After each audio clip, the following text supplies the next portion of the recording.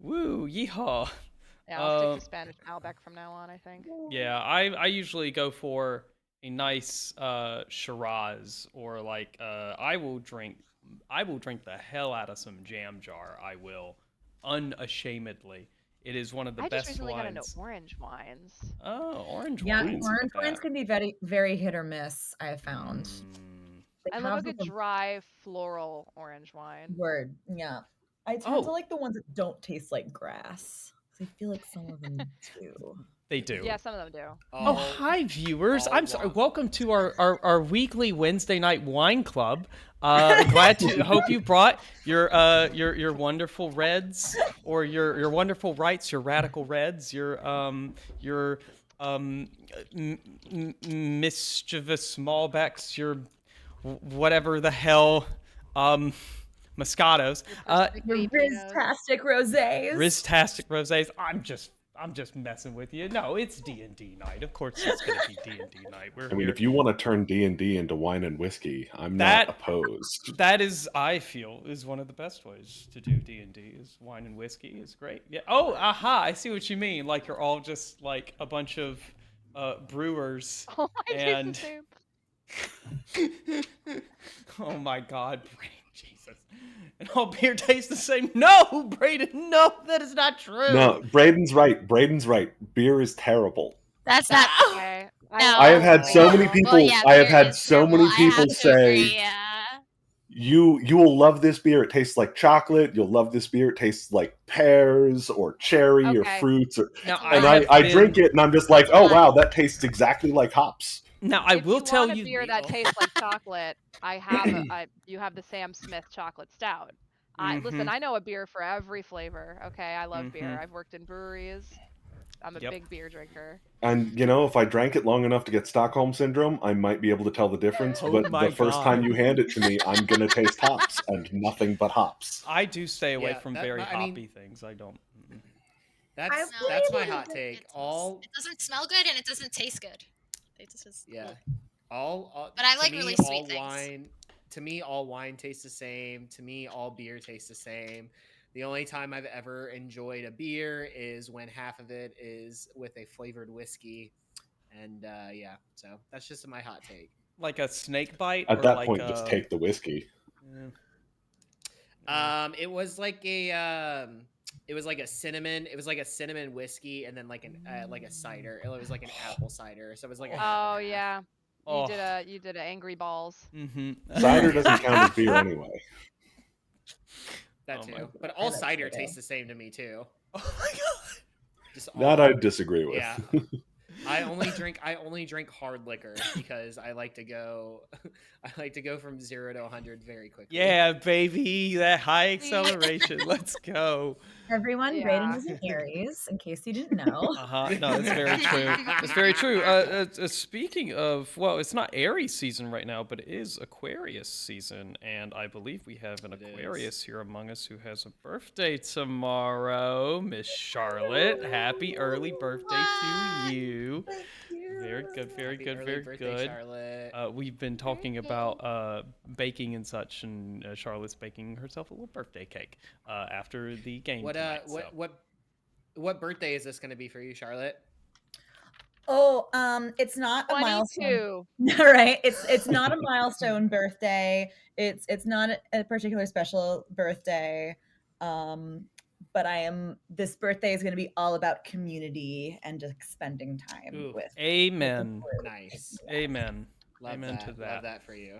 Yeah. Speaking of community and spending time with the crew, you are spending time with a new kind of pseudo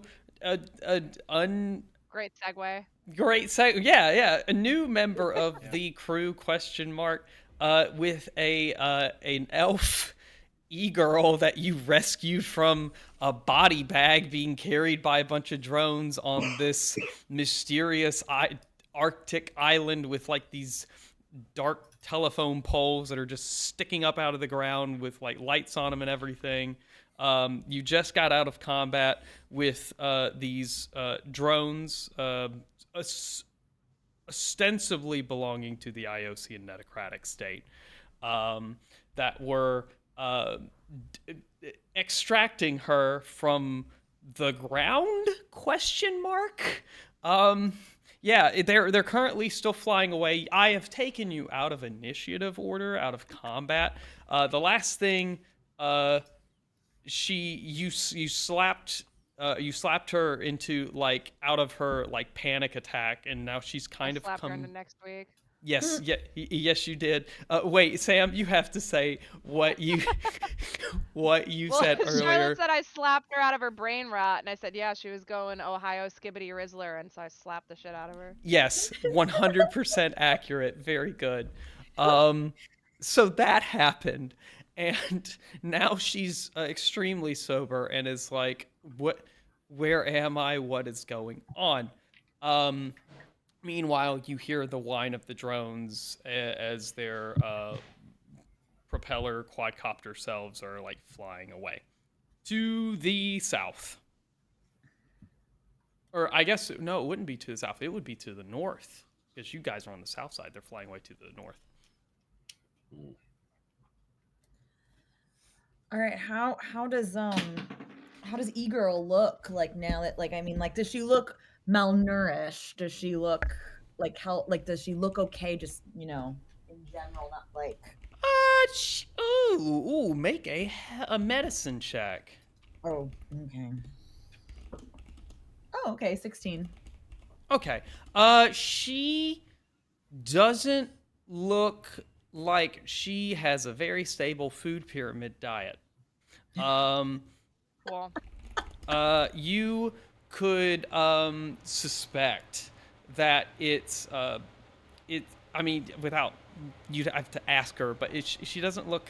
She doesn't look emaciated or like she's unhealthy in like a various like Like they're not extreme starving direction. her. Right, they're not Yeah, starving her yeah. or anything like that. But it and also she seems to have a body built as like a lithe figure, so I wouldn't say that it's I, how to describe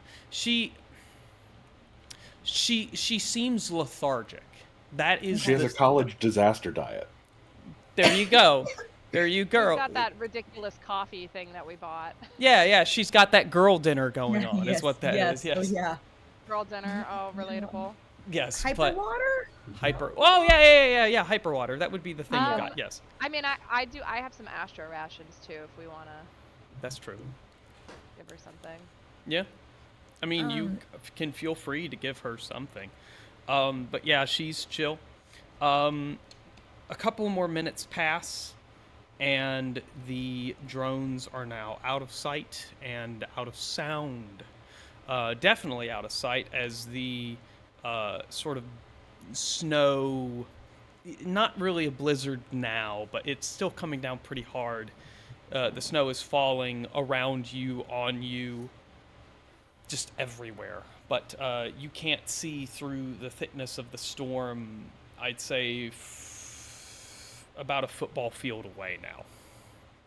Okay. Should So we? I mean, should we grab her and bail, or should we like camp out here somewhere? I mean I definitely want to like talk to her. I'm flexible on the arrangements. Because I mean, I know that we were like, oh, let's just check out what's going on here, and then we have to get back to our back on the boat. I don't know how much time we have to dedicate to this, especially since those things now know that we're here. Okay. Yeah, they're definitely going to come back. Yeah. Yeah. Cool.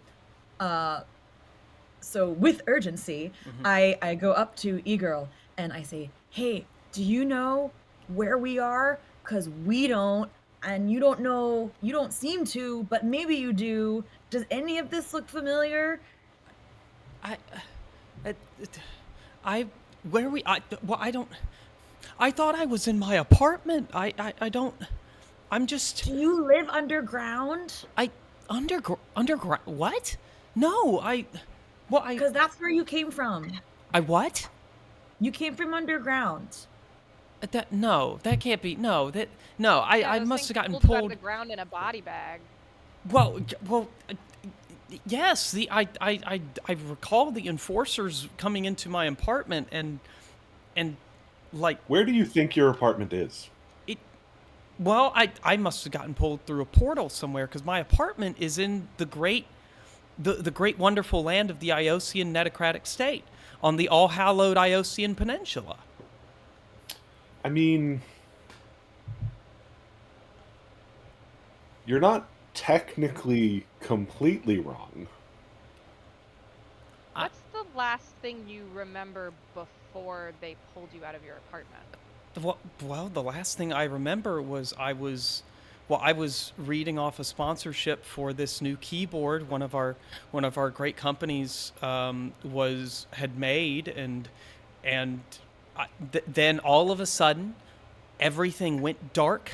My entire stream, just all of the power in my apartment went out, and then I heard this like cutting sound, like a laser in my ceiling, and the enforcers came in and just wrapped me up, and there I was. I mean, if you want to see your apartment, we can take like a few steps that way, and you can look down into the hole they cut. Yeah, maybe we Because should your go look at the hole in apartment the ground. was underground here, yeah. That's not. That can't be right. That, Just take 10 steps to the right and take a look. okay. Yeah, we'll go with you. Fine, I'll take 10 steps to the right and take a look. And um, she stands up. She goes. Oh, she walks over to across the snow. She's not. Her outfit looks like she, from what we would understand, her outfit looks something akin to what you would see as like a VTuber in kind of like a kimono sort of deal. So she's kind of like huddled, like gripping her clothes as she walks over, and she gets to the edge of where she got pulled out of the ground, and she's like,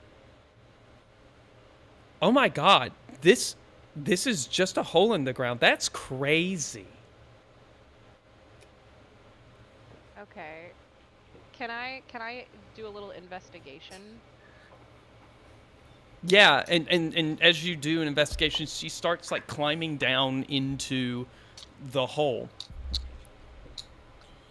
And she's like, I "Oh mean, my god." you might Oh have been my right about god. it being a portal, but this is definitely where they pulled you out of. Well, Okay, that's Well, an yeah. 18.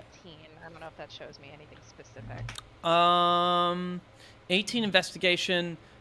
You don't see any shimmering magic or anything that would betray this opening as like a portal. It just seems like it's just a hole in the ground that's like a physical connection between two spaces, and the space you were looking at is underground. It's not in another place. Hold on one second. I think I might know what's going on. Well, I was wondering if maybe there was like any kind of like those thing like electrode things that they attach to you at the doctor. I was wondering if there was anything that she might have been hooked up to that was making her see things that like, you know what I mean? Oh, you can't see until you go into the hole. You wouldn't be able to tell anything like that nature. But you do hear from underneath. She's like, "What? Oh, that's weird. The windows are all dark." Okay. There's windows in a hole in the ground? I think the windows probably are more like screens, and if we turned the power back on, they would display. Mm. Does she look like she has a severe vitamin D deficiency? Yes. There you Okay. go. There you go. Yes, that's it. Thank you for Okay. yes. All right. I think we should go in and take a look. Okay, sounds good. Let's do it. Okay. As you descend into this through this hole, you are greeted by the darkness of what looks to be a 10-foot by 10-foot room, like a small bedroom. It's decorated in various pinks, cyans, sort of kind of muted yellows here and there. You can see string lights up against the wall. They are currently turned off, obviously. There's like a little bunk bed off to the side. On the bunk bed are like a godsend number of like plushies, like like squishable animals, squishable Yep. plushies, things like that. Squishmallows, yeah. Yes, you can see a sort of desktop computer on a desk in a corner with like a couple of monitors attached to it. You can see this like really old looking camera pointed at this seat, at the desk chair. There's a microphone seated in front of the thing of the keyboard and mouse. And everything is off. Everything looks like really cushy, cozy. Otherwise, and you can feel the remnants of heat inside of this place dying away as it is escaping through the now open iris, or the now open hatch of the of this room. And yes, also you do see her like tapping on what looks like a window that is divided into like 4 panes of glass, but it's completely dark.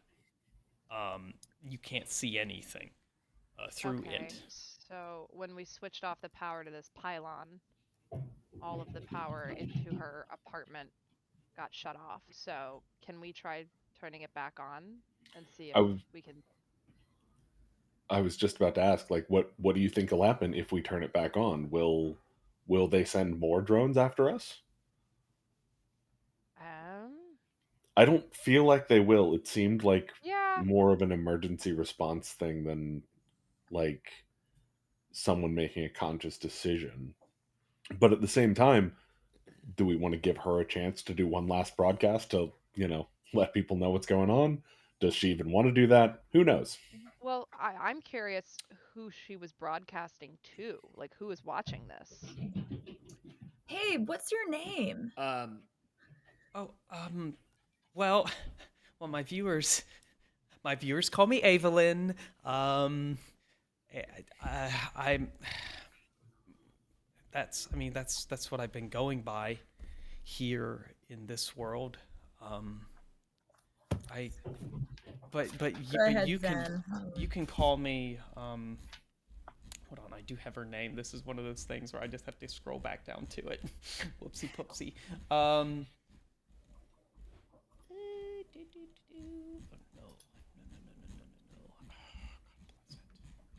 Sorry, scrolling issues as always. But you can call me Penelope.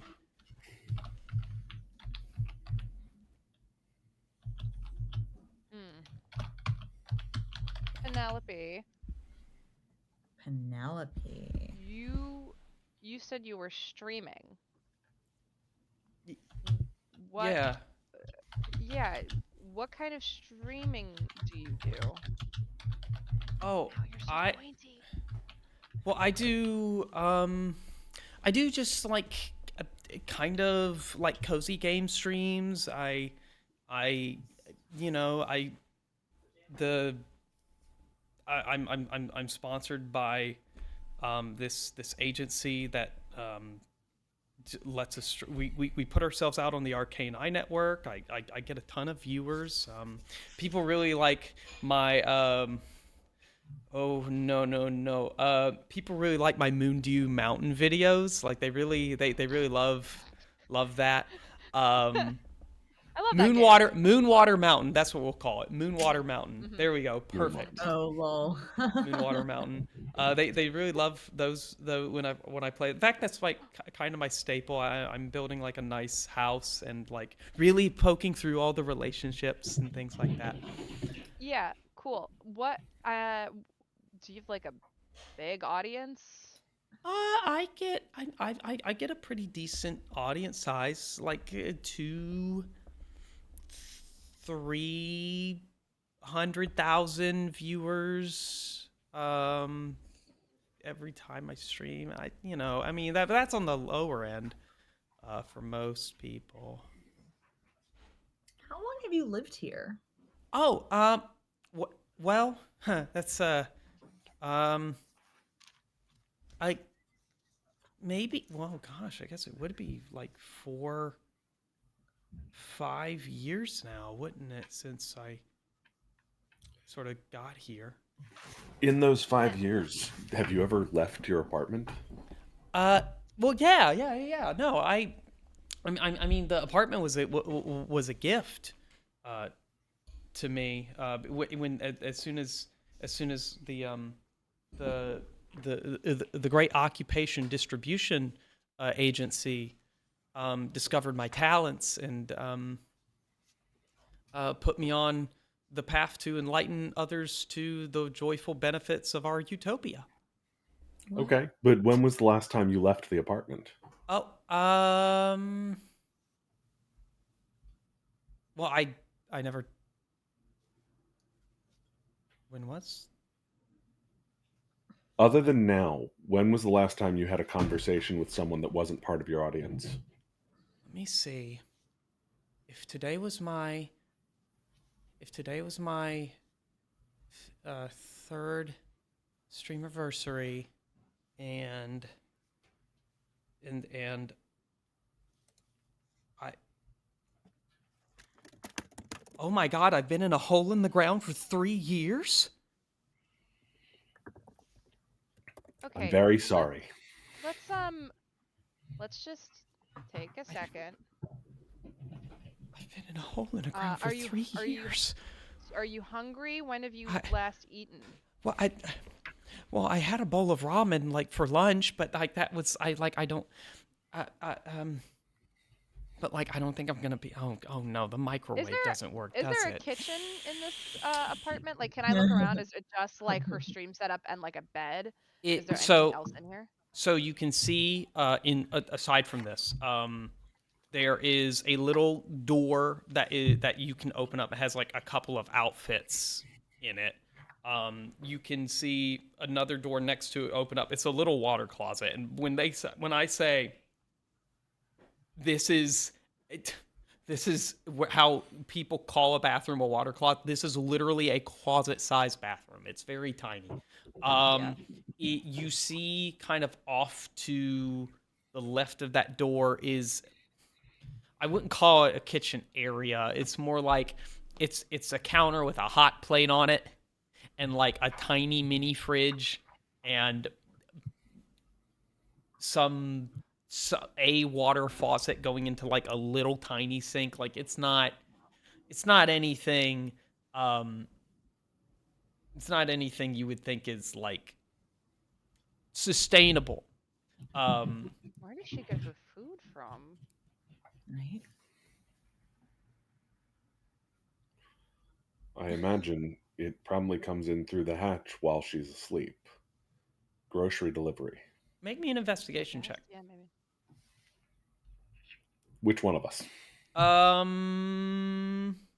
want to take it? Sure. Do it with help. Yeah.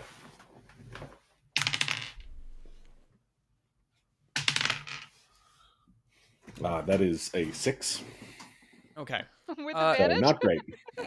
Yep. You With open- advantage, still Oh 6. no. You Yeah. open the fridge, and there Should have let you do it. are like some fruits in there and like kind of like boxed like like like TV dinner meals in the freezer portion, just sort of Okay. foods ready to be easily made and easily eaten. It doesn't look to be well stocked. In fact, but yeah, how she gets more food in here? It's possible that they fly in through the roof. Like that's the only thing you can kind of deduce There's from probably I'm gonna assume that maybe there's a secret dumb waiter or something in all of these units that they just constantly resupply food with. Maybe a There's false probably fact to the something. fridge. Yeah, there's probably they're probably just sneaking stuff in there for them. that. You push on the back wall of the fridge, and sure enough, sure enough, it pushes away, lifts away, and you can see inside a conveyor-like apparatus that extends for God knows how many feet, and you can see little branch-off points in multiple sections. How many? I mean, there were a lot of other pylons, right? Hmm. Like more than we could probably count by just looking. Yes. Over the horizon and beyond. Cool. Um, so there are almost certainly units under all of those, and we may not be able to liberate all of them.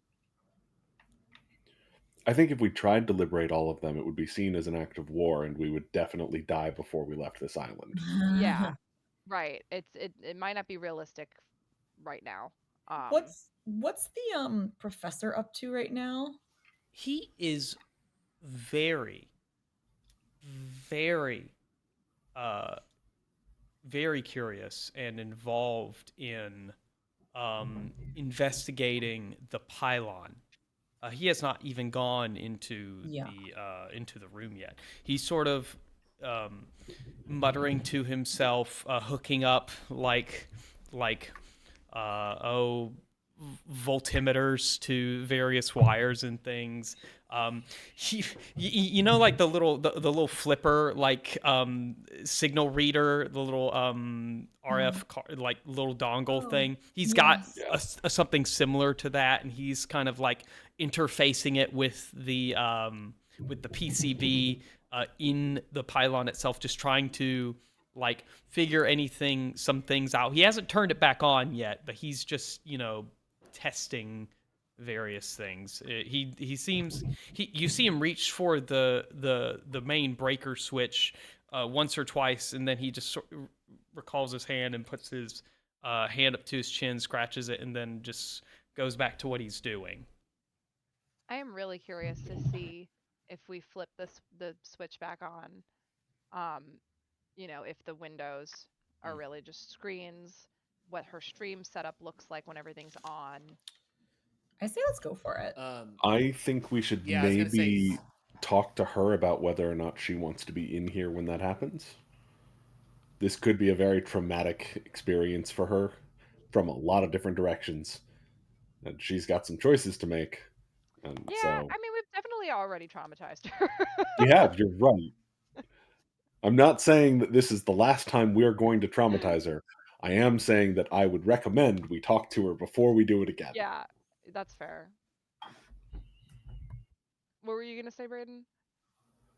I was just going to Zen was just going to volunteer to be the one to like climb back up out of the hole to turn the pylon on. That's it. Sure. While you're having this conversation, she has gone over to her little it's more like a cot, I guess, to be truthful. And she pulls up the mattress and she's like, "Oh, sweet AF. I still have a Dougal under here." And she pulls it out, and it's like, this little sponge cake thing, and she opens it up and undoes the wrapper and just like shovels it down her mouth. Oh God. Oh, these things are amazing. I'm glad I saved a couple of them. Zen, do you want to go turn on that switch?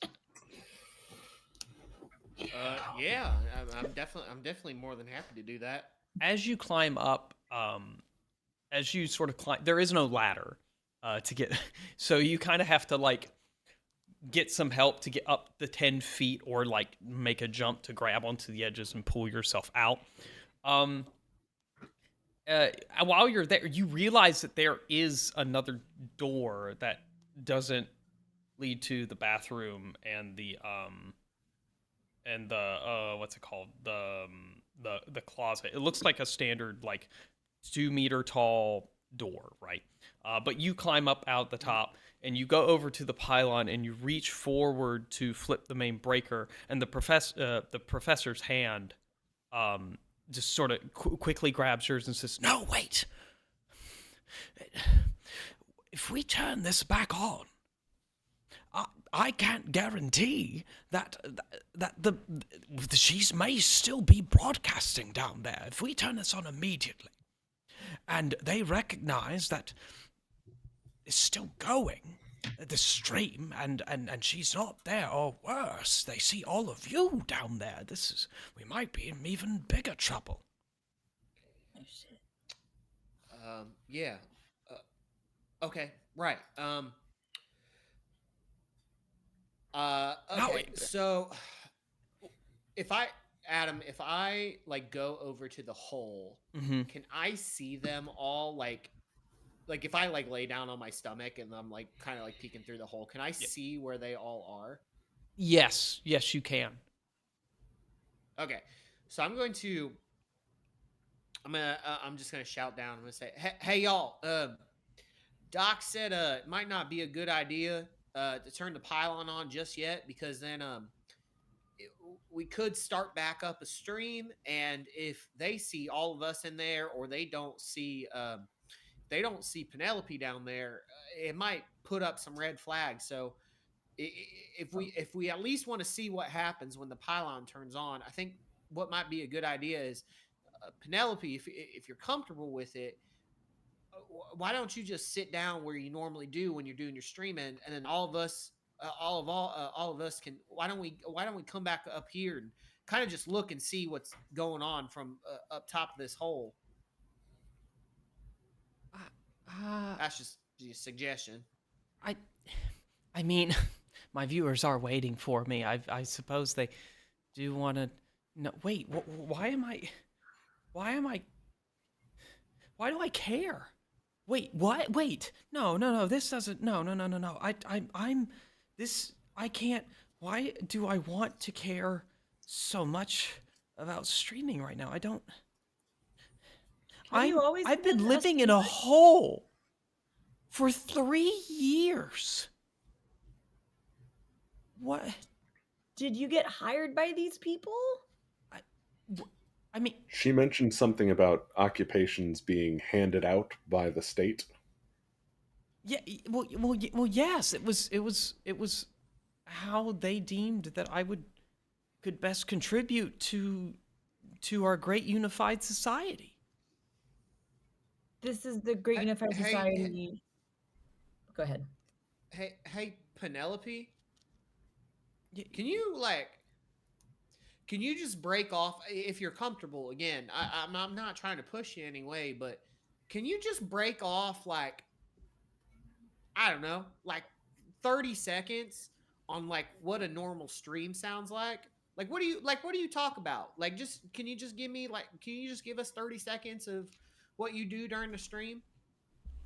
Yeah, sure. Let me just start my intro. Hey, everybody! Welcome back, my little elflings. Welcome to Evelyn's stream. Today we're gonna be playing some Mountain Water Mountain, some Moonwater Mountain. Sorry, you know me. I'm so just like off my rocker sometimes. But yeah, we're gonna play some Moonwater Mountain, and then I'm going to do a little outfit try on for you, and then we're just gonna chat about how great some of my sponsors' products are, and the link down to buy them is right below. And I guarantee you, they're great quality, and you'll know that you'll be buying a product made by great people. Who are your sponsors? What? Mm-hmm. Well, that's the Iosian Netocratic state of course, the people who run the Entertainiverse. And what are you selling?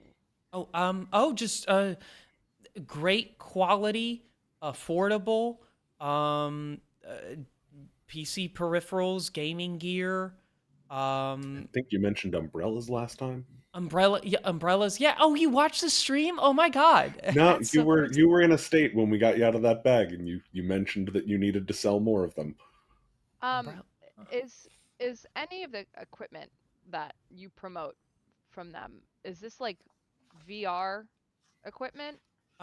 Well, that was, wait, hold on now. Did are you a streamer too? Because I'll be honest, the only way you were gonna know about the headset we have coming out is if you well, I mean, I guess it's out of the bag now, is if you signed that that NDA and got a sample yourself. You did. Okay. I have a really weird question. What year do you think it is?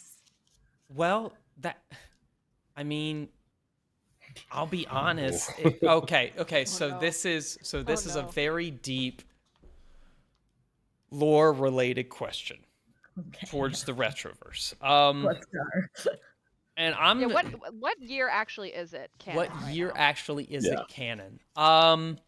This is the very odd thing about the Retroverse. Is that,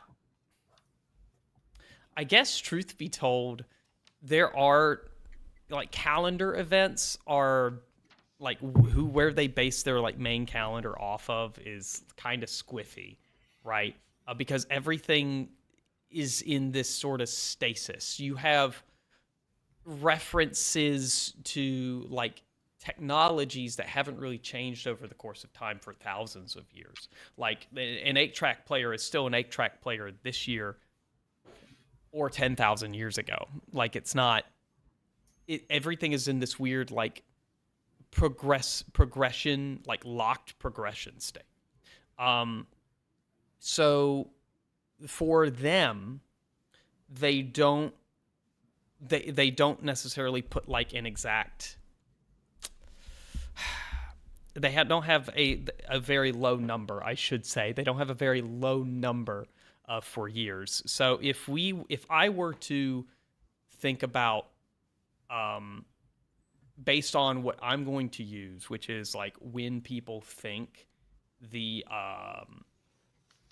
the mega hit movie rental stores like popped up, Oh yeah. which I think would be the one singular unifying event. I would say this would be the year, and let's lock it in, 30,682. No. 31,982, because that would be 1982. 31,000. 982. Thank you, Mike. Yes, that's exactly right. Thank you. Okay. 31. Okay. We could also make it. Hold on, and let me see. And year one would have been when the blockbusters popped up, essentially. Yeah. Now I'm debating whether we could do that, or it could be year 8,675,309. It could be. Thank you, Brain. I'm so curious about the discrepancy between those two numbers. Well, just a slight rounding error. If we go with the second one, then it would be the year 8675. Oh, 309. Yeah. What's Okay. 31982 a reference to? I just picked the number of like tens of thousands of years that would make sense for how long ago. I see. And then 1982. Oh, sure. Okay. The Jennian calendar. Jennian calendar's really good. Jennian calendar. Oh my god. God damn it, Michael. We could say that this we so are funny. currently on the Jennian calendar, and supposedly when we get to the year 8675309, the universe explodes. That honestly, You just I created accept a new that. cult. You I just love created that. a new. That's great. That's great. That's a No, new that's religion perfect. now, yeah. No, that's perfect. There we So, go. All right. so we are in that calendar, and we haven't gotten to 8675309. No, that's millions of years away. That's like Okay. 7 Oh, yeah, million we got something time. years away. Yeah. 8 The million something. Jennyists believe that when we reach the year 8,675,309, that All right. that's the end of the world. Creators vampires of will Blazers and sweep Liches, over. take note. Yeah, literally, it's literally the Mayan 2012 Yes. thing. That's so funny. But yes, that's what she tells you. But she's like, and I mean, I know that's funny. Sorry, it took me a second to to say that because I always want to say it's like 1993. She says. Yeah. Uh-huh. Hmm. Hey y'all, I'm not trying to rush us or anything. I know there's kind of like a bigger thing going on here. However, I will say I don't know how long the captain's going to wait for us, and we do need to get back to the boat eventually. And I am also, sooner or later, they are going to come and figure out what happened to yeah. their drones and I probably, try and kill us again. I am curious about one other thing, which is because I know that there were pylons that were already not powered up. And I'm curious to see if we dig up what's underneath those, if anything of interest would be in there, or if it's only the ones that are on that have people actively in them who are probably also streaming just like she was before she got pulled out of the ground. We did see one turn on while we were here. That went from offline to online. Oh, I'm when I assuming that I'm assuming that there is downtime for like sleeping, bathing, using the bathroom, so on and so forth. And maybe those ones, Yeah. maybe some of them at least, are in that state. What? Hey Penelope, what was your stream schedule like? Oh, I would stream every day. Um, depending, so we had to coordinate obviously with the Entertainiverse agents to make sure we don't like steal people's audience members and things like that. But sometimes I would stream for 6-8 hours a day. You know, just a regular sort of schedule. Yeah. So it could be that every time one streamer went offline, whether the pylon is the thing that powers the whole thing, could be one of them drones or robot. Once a streamer reached whatever their time limit was, maybe they flew on over here and turned off their access to the outside world so that they didn't ask any questions or anything. But that's just What, a what kind of hypothesis. what kind of questions would we want about the outside world? It's a barren wasteland. What are you talking about? Well, you might Well, ask things like, why haven't I Ah, left my apartment in 3 years? there it is. exactly. And why haven't I seen anybody other than the people that I talk to online? Is my mom okay? Well, I mean, I gave up trying to find out if my family's okay years ago. I honestly don't think I'll ever see them again. I am curious about if we can rip the hard drive out of her computer so that we can search it from another location. We might be able to just take the whole computer. We'll see. I mean, we might be able to just take the computer with us, but I want to know what is on her computer. I want to know are there things that are blocked off that she doesn't have access to on there? Does it have access to anything other than just a live stream? If there's more information that we can find out about what this place is and what is going on and who's behind all this, I feel like it might be worth searching. But Hey, obviously not here because we're not really safe to I stay was here say, long hey, term. hey Zen, could you ask the professor how much longer you think we have? Yeah. Hey, professor. Did you hear that? Yes, Did you hear yes, how he- yes, yes. Well, uh, generally speaking, the INS is. We gave those drones a hell of a time. It wouldn't be unlikely that they would have some sort of main central operating base or headquarters from which that might be manned. It might completely be unmanned, as most of their facilities are. That shouldn't be too far away from here. Now, I would think, given the flight let's- conditions of those, and judging by the wind and the wind speed, you did not But get also that for kind me of- to get back to hey, the yo, boat. let's say 5 minutes. Hey, Okay. let's That's say 5 minutes. Yeah, that's Yeah, being we should- safe.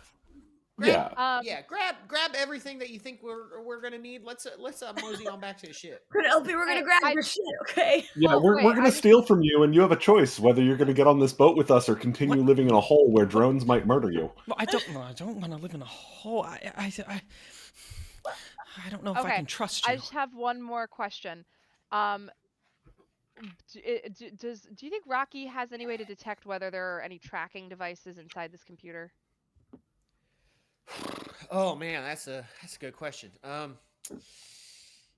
man, I don't know. I don't. Rocky, Or can we maybe like, do an what do you think? investigation or something? Rocky can make an investigation check. Yeah, sure.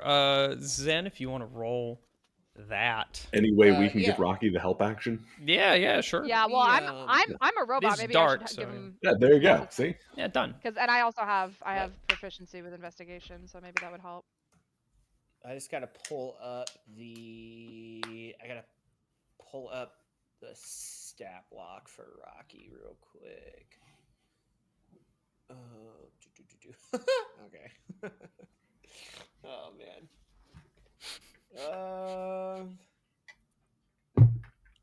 All right. Well, granted, the stat block that I use for Rocky is just a Panther stat block, and Panthers in D&D 5e have a -4 intelligence. Okay. Well, now he wouldn't have a Hmm. -4, so we can just use yours. Just use yours. You want me? Okay. Okay, we'll use my intelligence. I We're was gonna gonna say assume I that could the do the robot Panther is at investigation and he least could as assist smart as the me if human. that's better, but It's up to you. Yeah, I mean, what's Cassie's intelligence? Or I have guess a +2 to intelligence and I investigation. have proficiency with investigation, so it would give me a +4 altogether to my roll. Yeah, why don't you make the roll and Rocky will assist. Yeah, Okay. there we go. Any way So that, do I he do I can. roll with advantage? Yes, you do. Okay. All right, let's see. What do I get? Oh, well, the first roll was a 19, so that's a 23. Mm-hmm. Hell yeah. All right. Yeah, it's going to be a 23. Perfect. Okay. So as you sort of unscrew this case, right, and you sort of just like are checking the internals of this tower, the tip of Rocky's tail just sort of like plugs into one of the internal ports of the motherboard and just gives it some just some power to just kind of boot up, and run like just very, very standard like diagnostic, like BIOS diagnostics, things like that. And he's also scanning the internals for like any little bugs and devices like that. And he says, "Well, Cassie, I have found no bugs to speak of. However, I would like to say that the architecture of the equipment in this tower must be some sort of proprietary make, and also I'm running into some very interesting OS choices that and BIOS architecture choices that are not familiar to me."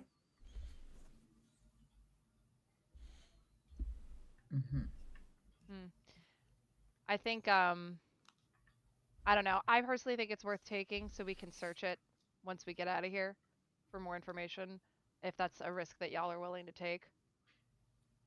Yeah, man, whatever. I don't think they would be able to track us, at least if we keep it off. However, I don't know if this computer would even be able to successfully connect to the Arcane Eye network. Which makes me wonder how they were doing it in the first place.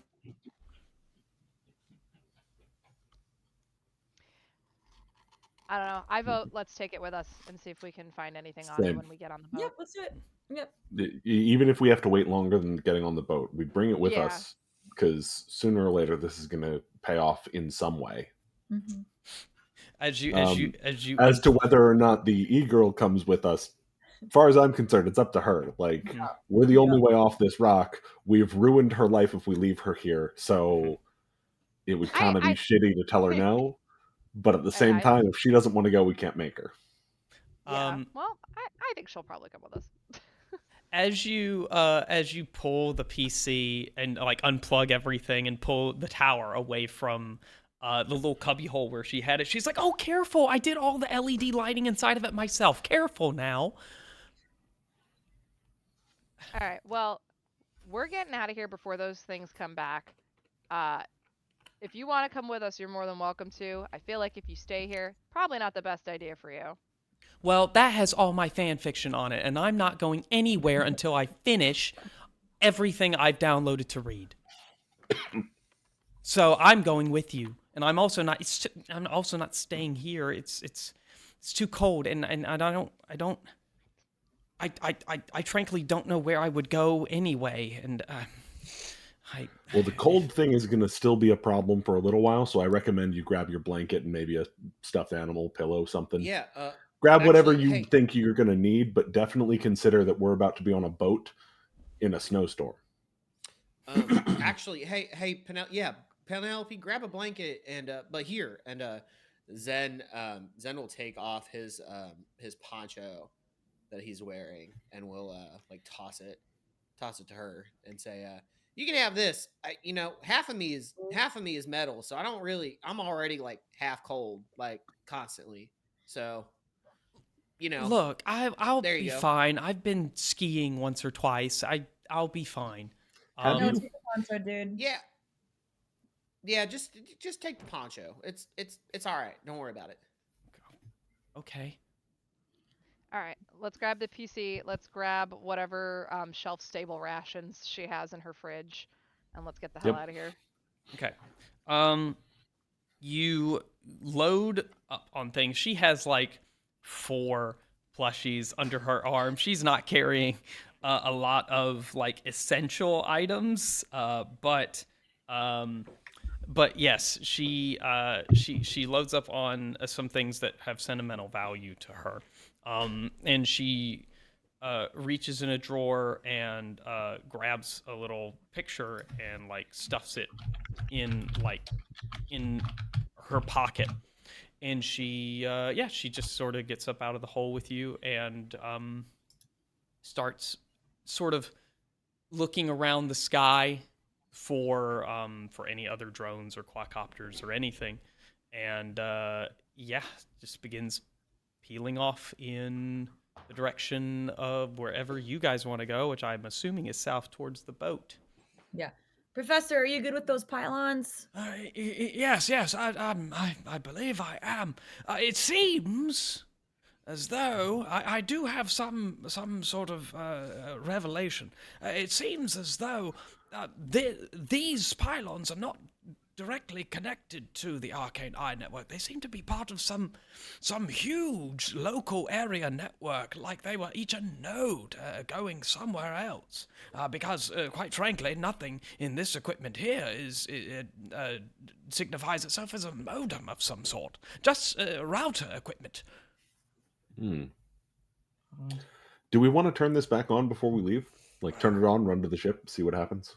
I think I it's always best. choose chaos, so Whatever Right, you so wish to yes. do, it's up to you. What is the range that Mage Hand has on it? Let me double check, because I can always have it do it while we're already kind of. It's 30 feet. So. I love when one of us suggests something unhinged, and then I just look at Braden's stream, and it's just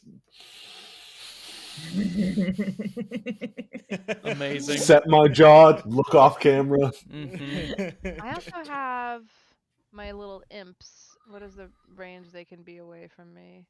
I think like a mile. Mixed berry scone.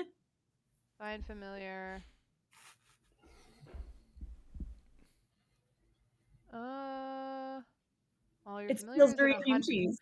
Okay, while it's within 100 feet of me, I can communicate with it telepathically. I don't know though if there's like a range of it. It has to be within a certain range, or it like disappears. Mm-hmm.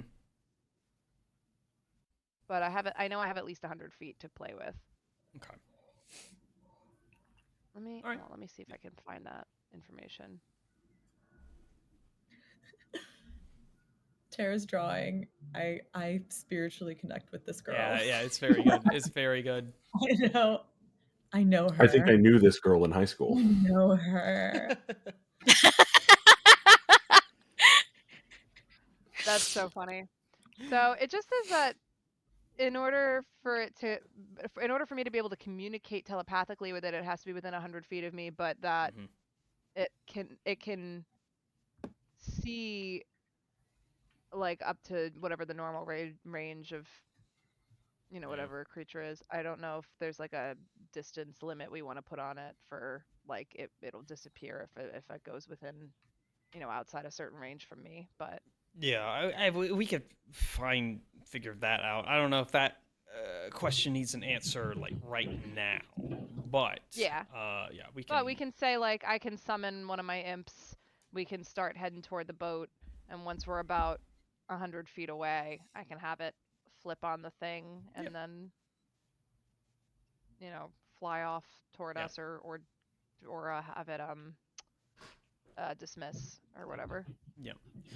Real quick, let's have a little break, and then we'll be back in like 5 minutes. How about that? Okay. And then we'll move on.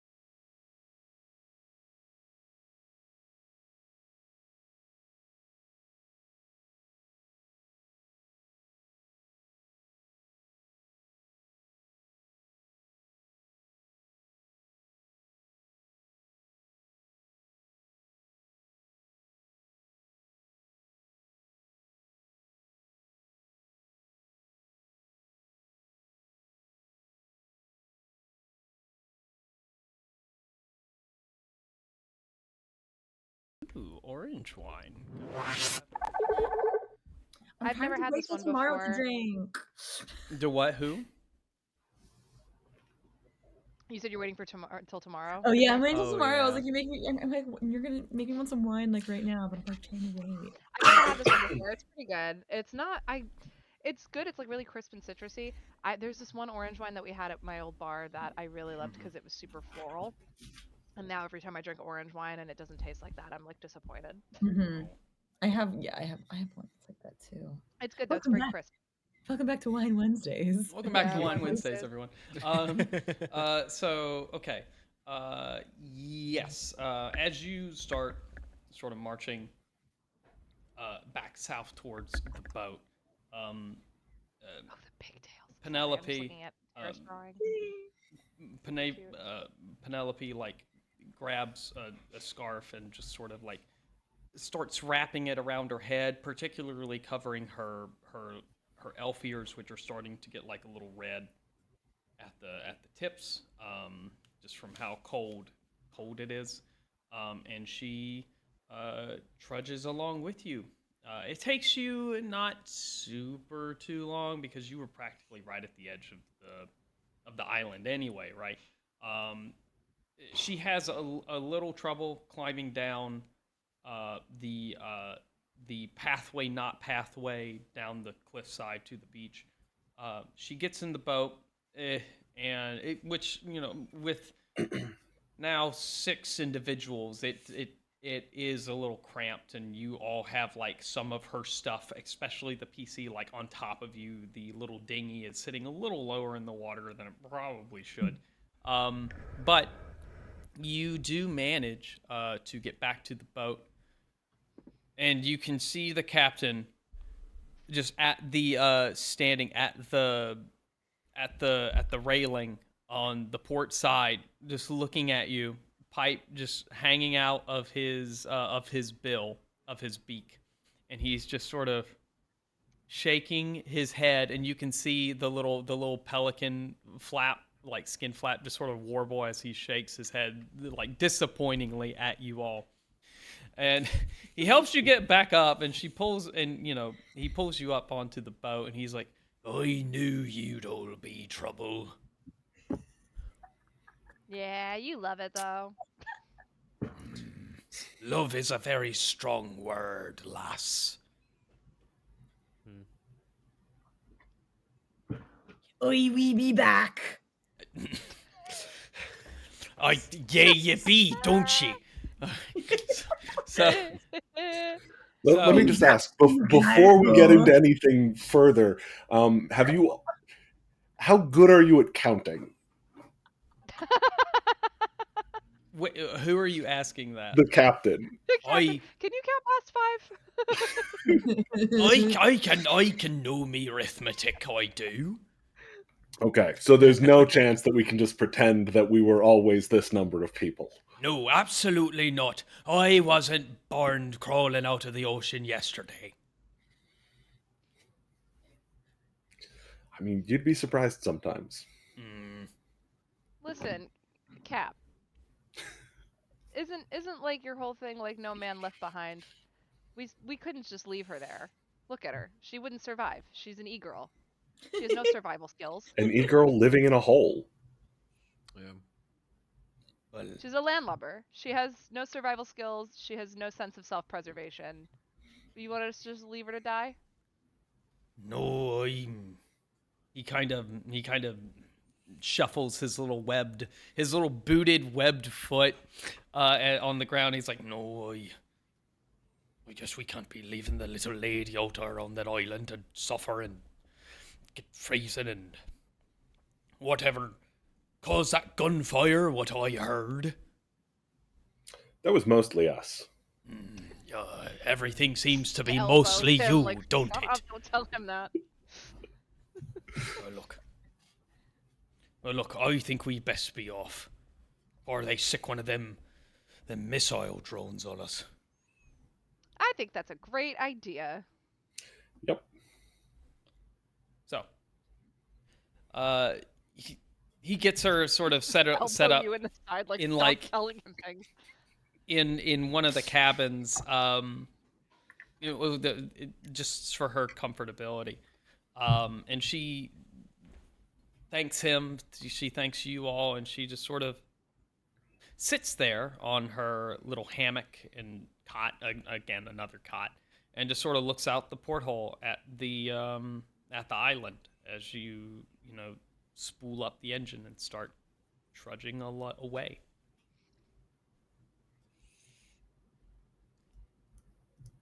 So I go up to her. So Mhm. does this land look familiar to you at all? Is this where you come from? Because you said stuff about a barren wasteland. Is this your world? No, no, it's not. But the Weird. snow sure does make me miss Colorado. Colorado.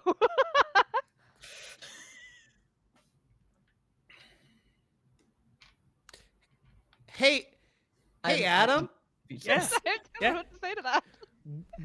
Where the fuck is Colorado in the retroverse? None of your characters have ever heard of a land, nation, state, place, town named Oh Colorado. no, this is a goddamn isekai. Oh no. This is an isekai and the e-girl is the protagonist. Oh No, no. stop. Don't. The NPC is the protagonist. No. I wouldn't do that to y'all. NPC being the protagonist, no. She was skiing in Colorado and she fell off a mountain and she wound up in another world.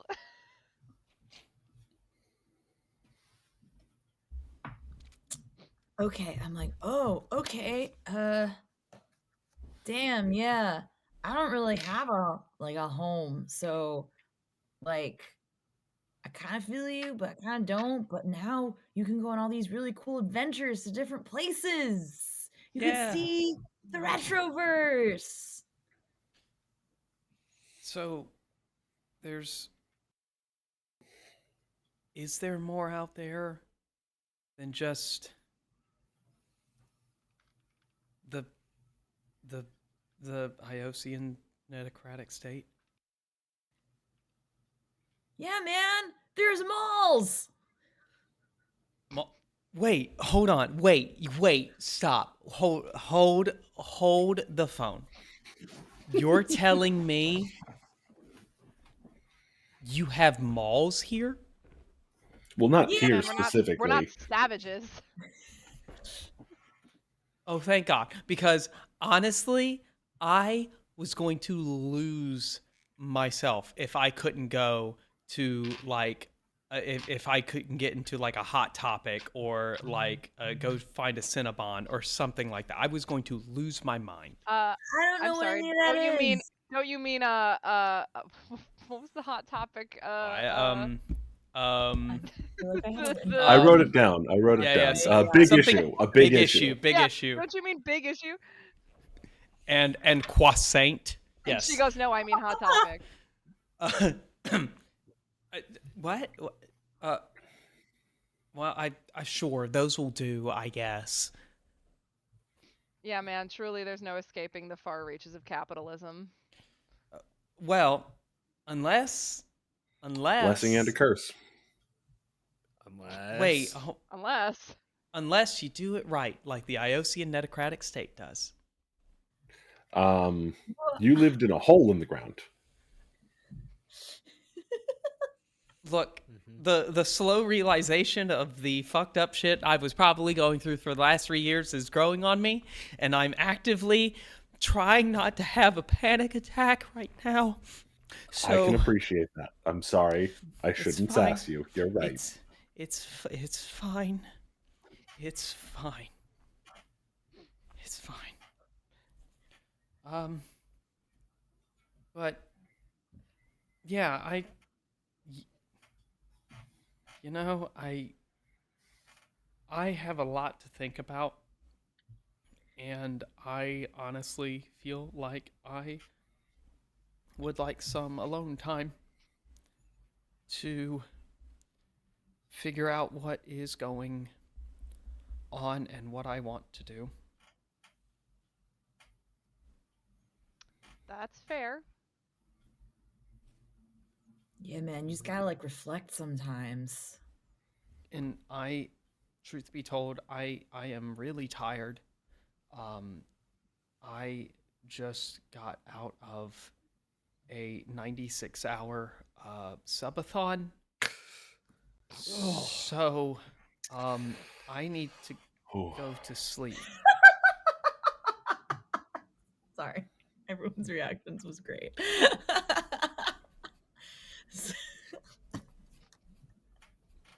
That was out of character. That was just so good. Fair enough. It was oh. I start to like her, and then she starts talking about 96-hour subathons, and I'm like, oh. This poor Maybe girl. she's As just I'm literally streaming on Twitch right now. Yes, the irony. The fourth wall break is intense.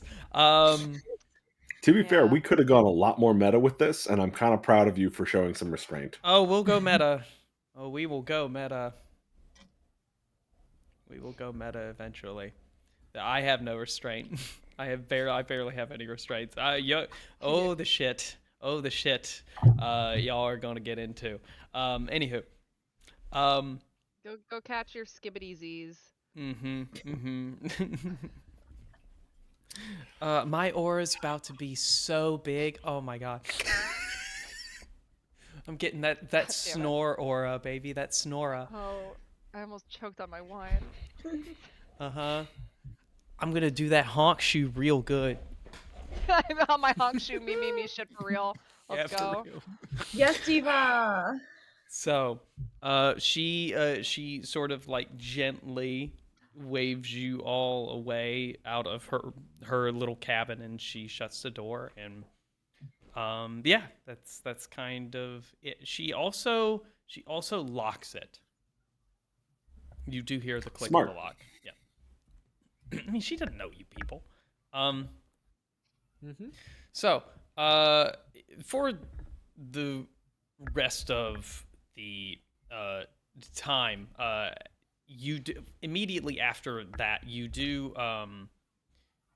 get you do see the professor run sort of like hurriedly walk. He can't really hoof it, but he hurriedly walks up to your group and says, I was just getting back to my equipment regarding the signal, and as our proximity seems to denote a strong direction. So I'm going to go up to the captain and see if I can get us as close as we can to some sort of disembarking point. Maybe there isn't a disembarking point. I don't know. It's quite a mystery to me. But I should warn you. The land that we are about to enter is extremely dangerous by all accounts. There's a ton. There's no life growing anywhere. There's no vegetation. It's all snow. It's sheets of ice, chasms. It's quite dangerous. So all of the equipment that I brought for this Arctic expedition is necessary, and you should familiarize yourselves with it. For the last day, I'm certain that the captain wouldn't want to try to be fishing in these non-data polluted waters anyway.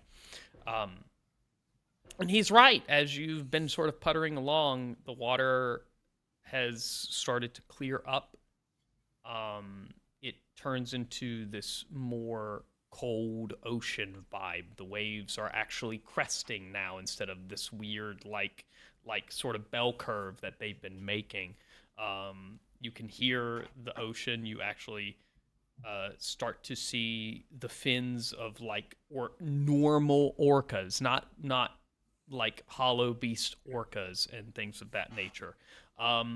You will see out in the distance at some maybe at some like mini like half a mile away, you will see a pod of like plesiosaurs lift their necks out of the water and like dive back in, which is par for the course. This area does have prehistoric what we on Earth would consider prehistoric sort of fauna and flora that does sort of roam the various climes of the quadrant you are in now, called Hyperborea. Okay. I'm sorry, I missed the part. There's prehistoric flora fauna. We are no longer in Arctic. You are in Arctic. You're not in. So if we were to, where's do I have a Rubik's cube? I don't have a Rubik's cube. So if we were to Okay. look at one face of the Rubik's cube, Yeah. you were in the very top left little square, Sure. and now you've moved into the center top square. Okay. And that line where the water turns, there's actually an almost very clear line if you look out the horizon north and south of you along that way. There's like a very clear split between where the water is just basic Arctic Ocean looking with like icebergs and everything, and where the water is this dark viscous liquid with the ones and zeros and everything. It's part of the underlying fabric of whatever reality, of whatever I think rules I govern this reality. understand.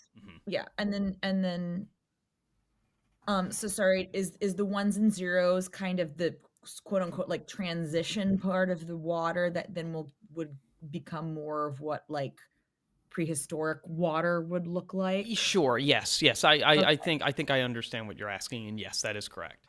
Okay. Yes. So the ones and zeros signify kind of in a Rubik's cube the black divide between each square. Oh, I see. I see what you're asking. There is, in terms of like a physical break, you can't. There is no like real line.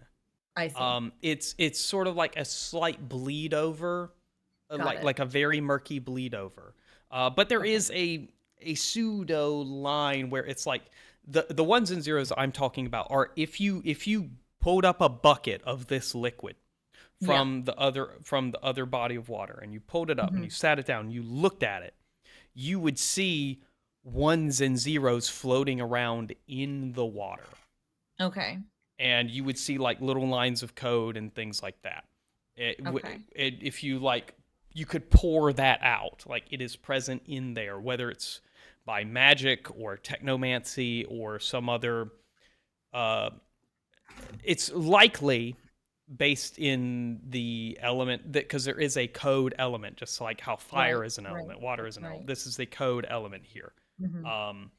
It's like alphabet soup, but more binary. Exactly. That's exactly right. That's exactly right. And if you pulled up a bucket of like on the other ocean, it would just be really cold, salty water. That's what that is. Because it transitioned, I'm just kind of going over so we transitioned from kind of the glass-like water into actual Arctic water, into now code water. Well, so the glass-like code water, the glass-like water and the code-like water are the same thing. It just had the code-like water had shards of glass floating in it. That's what the glassbergs were about. And this is now cold Arctic water that you are now in. And that cold Arctic water is part of the network thing, the entertainment whatever like weird zone we were crossing through. Yes, that is exactly right. You are so close to guessing the origin of why that is, and I'm so excited. I already have a theory, because I have a theory. Very good. I have a theory. Very good. I'm excited. But yes, no, there's definitely a reason why there's no code in that water, and also the fact that we rescued a girl from Colorado. Well, yes. So, as you continue, sort of steaming off to the east, every once in a while you're hit by like this buffet of like icy wind, and it's unnerving. It's chilling to the bone. So you bundle up some more. Um, Half of you take turns down in the in sort of the body of the ship, sort of prepping expeditionary gear. You find ice picks, hiking ice like definitely Arctic weather jackets and things like that. You find boots with like you find snow boots. You find boots with like cleats on them for extra grip on slippery surfaces. You you don't see any like there are no expeditionary like vehicles that you don't have like a snowmobile or anything with you. That was there's no place to really pack it. This is going to be a walking expedition, you feel. And each of you probably has, including the professor, is probably carrying something like 30-40 pounds of like gear and equipment with you at all times. um, that includes Does food that mean we take rations. do we take a penalty to like our speed? I'm going to say, because I hate dealing with encumbrances in D&D anyway, I'm going to say no, but I'm going to say no, and I say those weights and things to impress upon you the pace to expect with which you travel. I see. Because we can drop our pack and then move our normal speed if combat comes up. So we don't yes. necessarily need to care about encumbrance when it comes to tactics, but when it comes to moving the story and moving us, it's going to slow down a little. Thank you, Pat. That's pretty much exactly what I'm sort of communicating here. Cool. Um, and so you do that for the rest of the sort of like half a day. Um, Nightfall comes, just sort of standard dinner. Um, you all sit around um, the sort of little mess in the boat as the captain is upstairs at the helm. He has made for you a sort of fish soup with a very fresh catch from this water here, and it's something akin to I would say like trout or like cod, a very sort of basic like I guess is trout whitefish redfish. I think it's whitefish. Anywho, a very basic like whitefish sort of soup. But you're all sitting around this table, and the professor has laid out. Sort of has his notebook laid out, and he's going through just sort of the plan as it stands. Um, the captain is going to plan to drop you off at the nearest sort of disembarkable location with ease, because sometimes you get these glacier walls that you can't climb, but sometimes you'll get these like rocky beaches, things of that nature. um, and he's going to drop you off. You're going to have about a week to get to the place, do whatever research gathering you want, figure out what this anomaly is, uh, uh, if there's anything there of value or importance, or by value also meaning um, it could be dangerous if it's left there. And you'll have that remaining amount of time to get back before he leaves, because the captain is not going to sit there and wait for you forever. There is an agreed upon sort of cutoff time where he's going to, unless he sees you on the horizon, he's going to assume you've all died, and that's it. You are done, gone. He's not coming back. Um, and you have to find a way out of this area on your own pace with whatever rations and supplies you have left. Okay.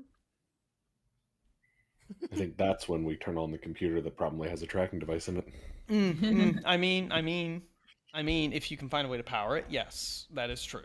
I mean, he does have some way, some very high capacity batteries that are probably powered by some sort of nuclear, whatever, Heavily regulated. heavily material. regulated nuclear battery or whatever bullshit. Yes, heavily regulated material, probably of his own devising.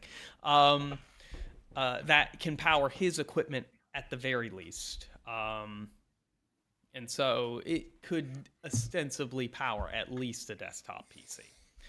Whether or not you can get that PC to connect to anything also might take some finagling of his communications equipment. But that is a worry for when you absolutely need help. Yep. At the moment, as the dawn breaks after your dinner and laying out all of the sort of planned division of supplies amongst all of you, as dawn breaks on the next day, the sun rises over this body of land that is in front of you. It is an icy tundra wasteland, much like the island, except way more expansive and about a state of Texas length away, almost. We'll say half the state of Texas length away. You can see on the horizon these enormous mountains that just befuddle anything you could have imagined. If you even look at, say, the Himalayas, imagine that, that as an exaggeration, being a little facetious, but Mount Everest, double that, and just a line of those, a whole range of those. It's immense. You all know, if those of you who've been in the Retroverse for all of your lives, know those to be the Acer Peaks. That's AE or A, A slash E, like the little ash symbol, SIR Peaks, which is the very northern border of Hyperborea. And it's also the northern border of the Yanaguni Empire and the United Jarldoms of Easgard. Those two nations. And they are, just a little backstory on them, they're generally extremely difficult to pass over. You might get lucky, find a really narrow path. Those are usually kept very secret by the locals. You'll probably have to find a guide somewhere, hopefully on this side by some nomadic Norse tribe that would be able to help you. Or if you just know that getting back home that way is gonna be a pain in the ass. It might be doable, but it's gonna be a pain in the ass if things go wrong. From here, you can't really see further off, kind of to the south, because that mountain range sort of extends and gets a little bit, trails off a little bit to smaller. Now we're talking about Mount Everest-sized peaks up until it hits the Iocian Peninsula. And then that whole peninsula is just a flat, glass-like surface for many, many hundreds of square miles. But you do come upon this sort of icy, glacial beach where you can see little islands of ice, of sheet ice breaking off one another. Now, the Codebreaker is a pretty sturdy vessel. Luckily, her hull can double as sort of an icebreaker hole to a degree, but she can't penetrate too far deep because she's not like a huge like oceanics faring research vessel. She's just a fishing boat, just a fishing trawler. So you hear the grinding of the ice as it bumps up against the hull, and finally you hear the captain sort of rev the engine down, and he goes down to you all and says, "All right, that's about as far as I be taking you in. Remember, you get 1 week, and I'm out of here." What are you gonna do while we're gone? Well, hopefully I won't get spotted by no wary fire patrolling drones who might be wondering if I seen someone landing on some island a little farther back. Might do some fishing, might do some writing. I do fancy myself a little writer every now and then. Got a couple of works on fan fiction that I'm wanting to publish, so I just keep them on a little hard drive. You and Penelope have stuff in common. Really now, do you tell me that she reads well, maybe she knows me. Alright, I might have her. If she's not going with you, which, I'll be honest, looking at the lass, she might not be the adventuring type, but I have judged people wrong many times in my life, that be truth. Captain, be ye well known in ye fan fiction communities. I be do. I make a bit of my name for myself on CO4. That's mighty impressive, yeah. There you go. Very nice. Sometimes I take commissions, but that's for the more spicy things, if you get my meaning. Whoa! Oh God, get me off of this fucking boat. So, oi, that be true. That be true. Moby Dick fanfiction, if you get my meaning. Anyway, Big whale penises. alrighty, let's get off this boat. As you do. I'm uncomfy. All right. Yes, we're gonna get off the boat. We're gonna get off the boat. So, you get there's no need to get in the little dinghy. There's like a little ladder that you can sort of get on and crawl down on the other side, and easy peasy get things off as you load things. There is like the little crane, right, that he can use to pull up like a net, like the net that you sort of trail behind you. He sort of rigs that to be able to lower a bunch of the equipment packs and all that stuff that you'll need.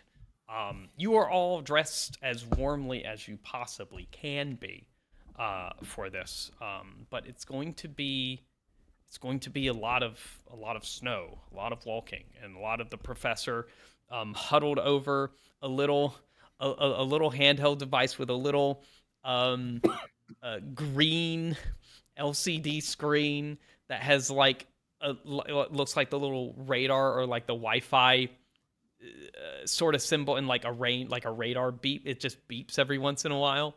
So he's just like huddled over that, looking as you all sort of progress forward. Let me actually make a couple of rolls here. Okay. Hold off.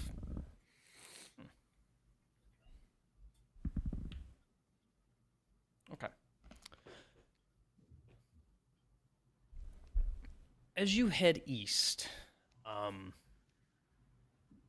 for the first 5 hours of travel, it's actually quite pleasant. There's no blizzard in your face. There's no snow. You're just trudging over the snow. It's kind of sunny. However long a day lasts here is a little murky. You haven't had to do any significant like rock climbing.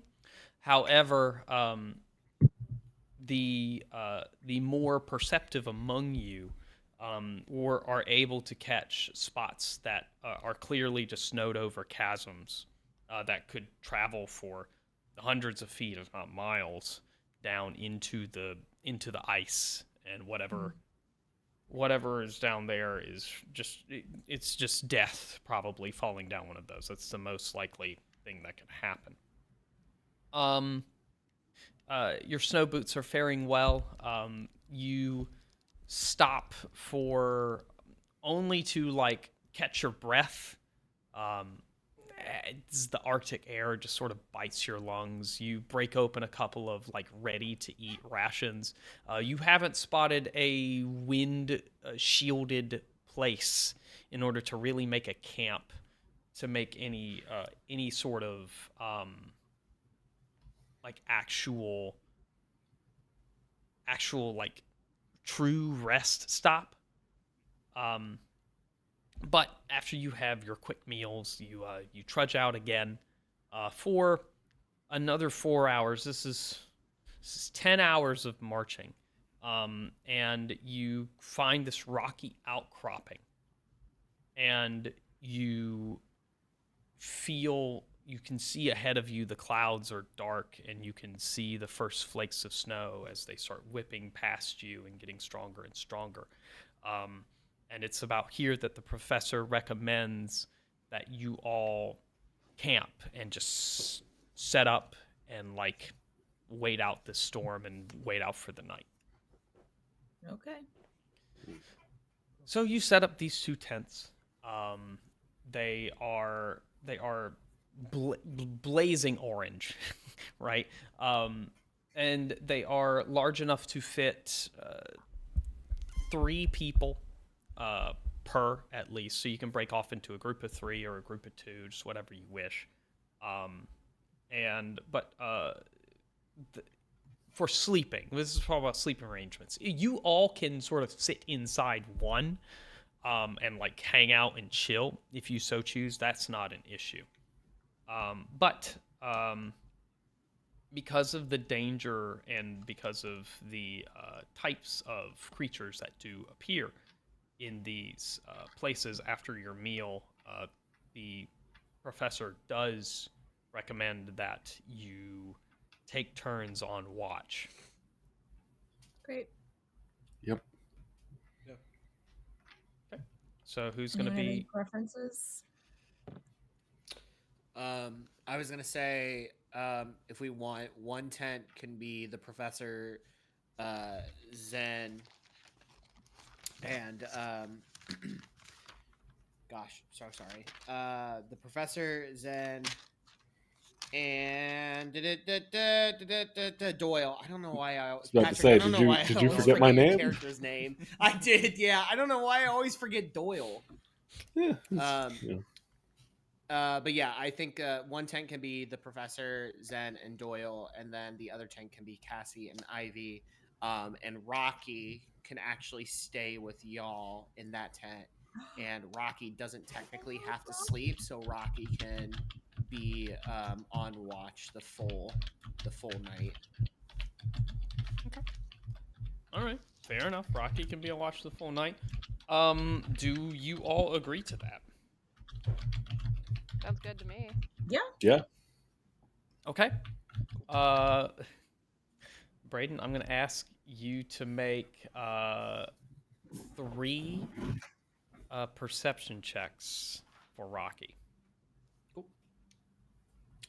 Okay.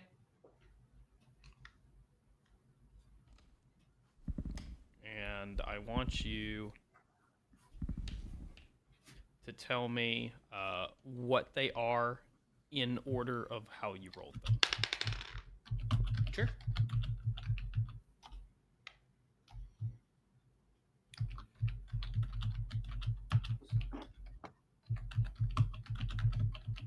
First one is a unnatural 20. Okay.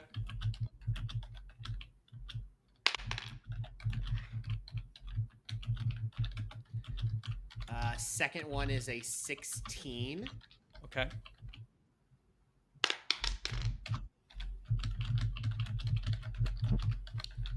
Third one is a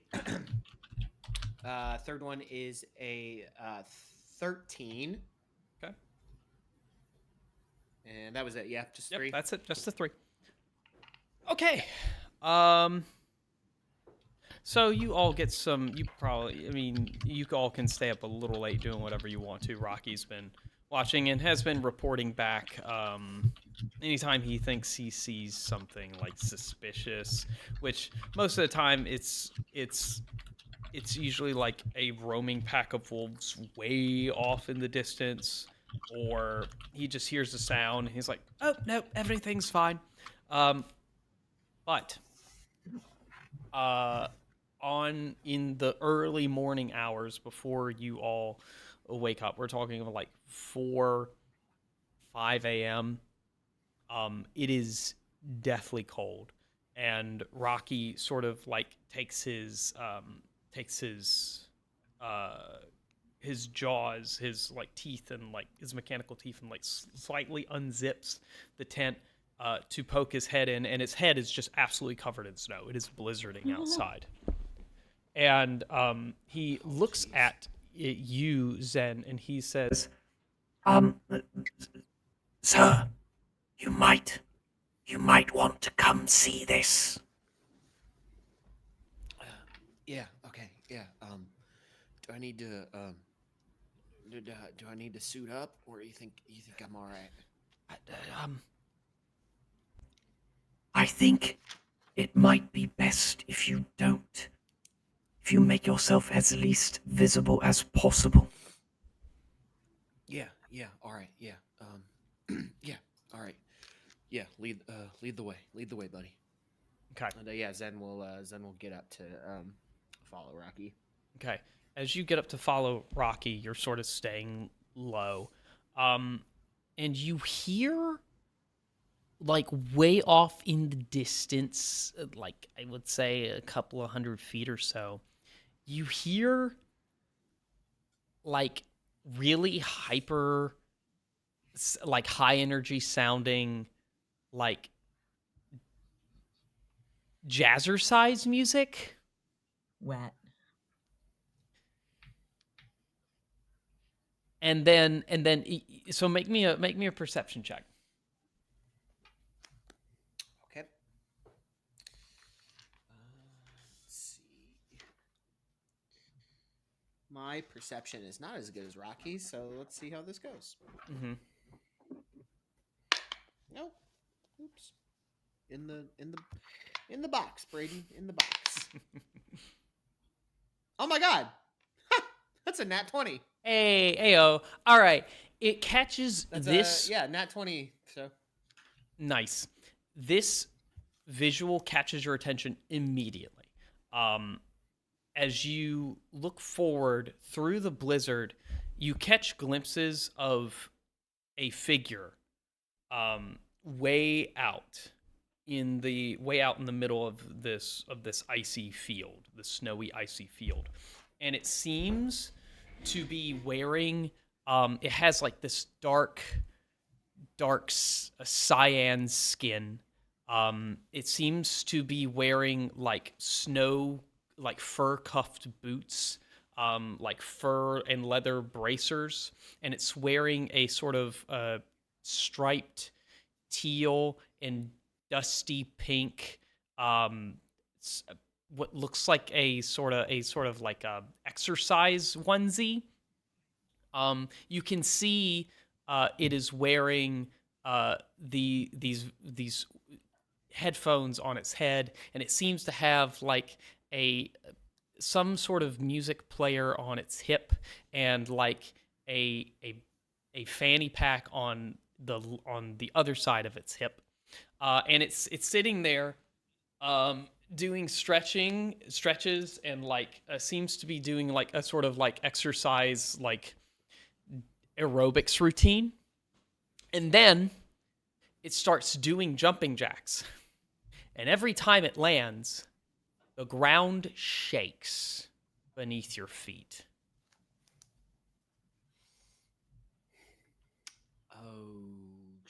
oh shit. Oh God.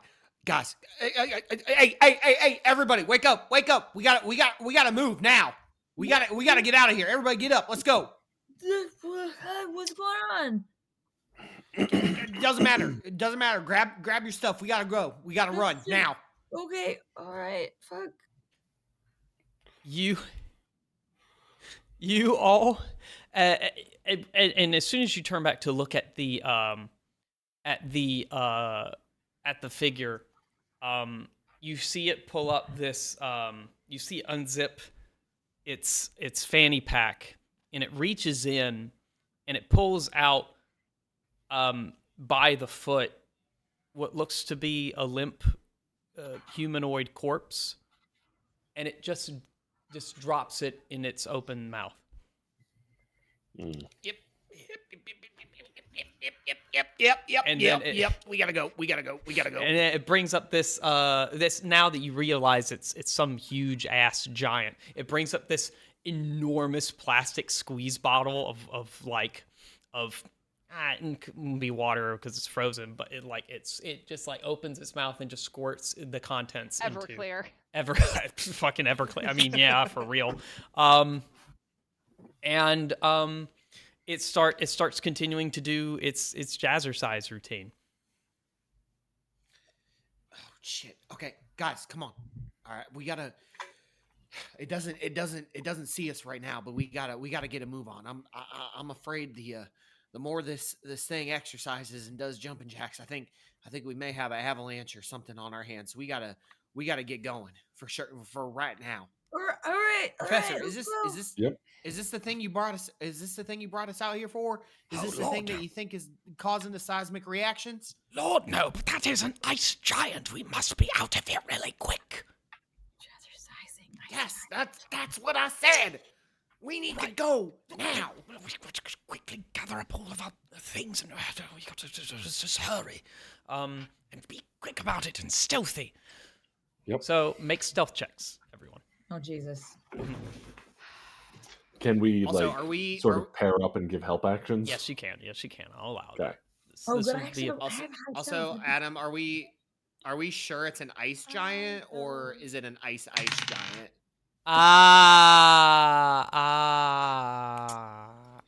Ow. Ow, that hurt. Yeah.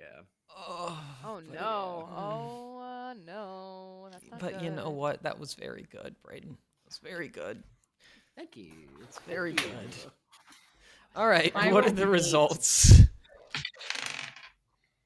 25. 25. Okay, that's pretty good. Is this with help? So that means I get to roll again. Yes. Oh good. Thank God. Mm-hmm. Yeah. Mm-hmm. That's I'm sorry, better. I did That's math better. wrong. 24. 23. 23, that was 24. Not better. Mm-hmm. No, Cassie, no. Mm-hmm. Zen got a 17. Rocky got a 21. All right, great, perfect. Cassie, what did you get? A solid 6. All right. You, as you're gathering up the gear, Nice you jail for you. you start to pick up one of the this boombox that the professor has brought along with him for entertainment and also to listen to his classical music. And it sort of falls and it just falls in a way that it starts playing very loudly. And luckily the professor is able to make a dive and click it off real quick as you all freeze, holding various bags, crates, and everything. And you look at the ice giant and you see it pause and it looks and it reaches down. You can see it has a huge Walkman. a huge Walkman. And it kind of reaches past its Walkman to pick up, to unsheath a knife. And then you see it think to grab the knife. and then it goes and it just like scrolls a wheel up on the Walkman to turn the sound up, and it starts like heavy jazzercising, heavy aerobics, and which causes the sort of like slope of snow above you to begin to crumble and fall down. So I need all of you to make dexterity saving throws. Listen, we don't know that she's evil, all right? If we There's don't a- have anything next to our saving throw, do we just add our dex? Yes. Or is it just a straight roll? Okay. Yes. Like If you not specifically a saving throw you just roll straight dex. If Into the Woods taught me anything, it's that giants can be good, okay? Witches can be right, giants can be good. We don't know that she's evil. Anyway. I got Oh, it. dear God. I got Oh, a no. 21. I'm assuming I'm going to be digging everyone out. Mm-hmm. Mm-hmm. Well, Uh, first roll on that die. Natural one. oh no. Mm. No. Okay. Um you all right. So that's it will take them a bit to get Charlotte and Cassie, or I guess Ivy and Cassie out of. Oh, Braden, what did you roll? Zen got a oh shoot. 19, and then Rocky got a +2, 14. Okay. So Rocky's also buried in there as well. Oh no. Yeah, the We're three of made you. of It's metal, not we bad. sink in the snow. Yeah, it's not bad. The three of you do take three bludgeoning damage, I guess, from the impact of the snow hitting you all. And it's gonna take a bit to get you three out. So we're gonna make a some who is going to help try and dig them out, because it's gonna. I mean, the professor is like desperately trying to dig. What are the other options? Leave them there. That's the Okay, the then only I other option. assume all of us Yes. are going to help. Okay. I'm going to designate Doyle to be the roller here. So That just is give me not a good call. well, it's going to be the professor is not proficient in strength. I will tell you that much. Yeah, neither is Doyle. This should be a Braden roll. All right, Braden, give me a strength roll, athletics to dig them out. Okay. I I promise you, your athletics is better than mine. No. For sure. I do need to check one thing very quickly. Mm-hmm. Because I am in my nobody form, and I just need to make sure that that doesn't affect any of my ability checks, which it doesn't. It looks like it just affects. Okay. Okay. All right. I can't. So the only thing is, I can't add my proficiency bonus Right. to a saving throw, but this is not a saving throw. That is This is technically just true. a ability check, correct? Okay. And you said strength? Strength, athletics specifically. Okay. Okay, gotcha. That's cocked. There we go. That is a 15 plus 2, a 17. All right, Yay. you were able to pretty quickly and efficiently dig them out in a short enough time to where they don't suffer from any like cold damage from like possible onset hyperthermia or hypothermia, etc., etc. So hyperthermia would be if there is a volcano involved. There is not a volcano involved yet. Yes, you are able to basically get them out, and you are all fine. But you do decide to very expeditiously move away from this area. And with that, we're going to take our final break of the night. It's going to be another 5-minute break, and then we'll be real quick, right back for one more scene, and Okay. then we'll be fine and good to go. Great. Cool.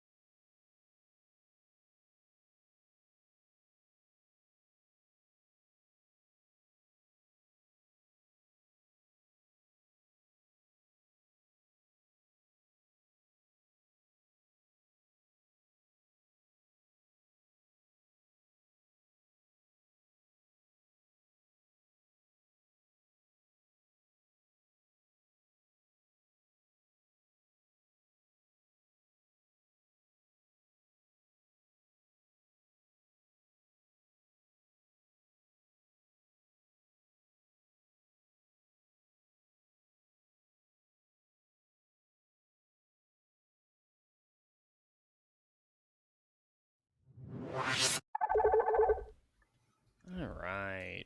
That is so cute, Tara. Oh yeah, no, it's adorable. Thank I you. love it. Very well done. I have Your to do talents. a kimono top now.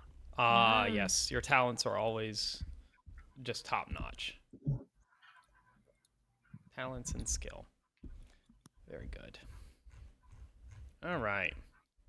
So, in as you hurriedly escape the the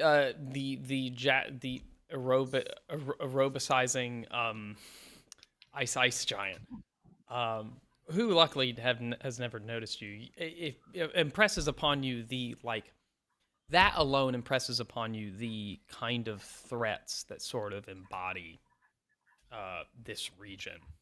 Um, the wolves that Rocky saw are one thing, and they are there. And you saw the plesiosaurs, but this is a wild region. Not unlike, I guess, in a way, um, it's comparable in some. This is out of character stuff. It's comparable to like Icewind Dale, if you're familiar Sure. with that setting. Yeah. Yeah.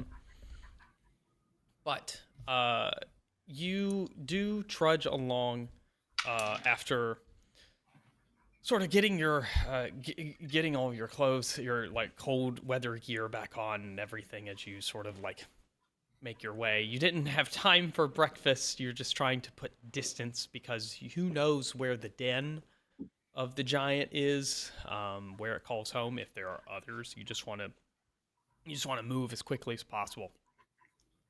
And it is a you are met with a sort of blustery morning as the snow from last night sort of the storm from last night continues to blow, um, but not it doesn't rage as much as it was earlier. It's sort of died down, so it's just fresh powder accumulating on the icy plain as you just sort of begin to cross, and you see um out in the distance, um, you see a number of little of little mounds, like little sort of high peaked, snowy mounds, and they are it harkens back to the steel poles, like the spacing of the pylons before. You all have a little bit of a flashback. Oh God, or did we find more of them?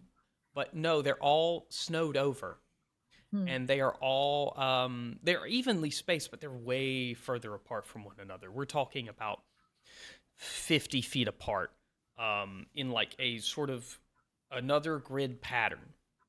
How big are the mounds? Oh, we'd say not very tall, like 7 feet, maybe. 7 feet Oh from yeah. like your height. Like they're not huge, but they are regularly spaced enough that you notice that they are like that they stand out uh from the rest of the environment, the rest of view. Like they're not like a natural little rocky outcropping that is like randomly here or there. No, they are these snow mounds that are exact distances apart in a grid pattern. Mm. I want to uncover one. Okay, you walk forward, and Ivy, you kick something with your foot, and you trip and fall into the snow. Okay. And you hear like some when you kicked it, you heard like something dislodge itself, and it sounded like kind of plasticky. Okay.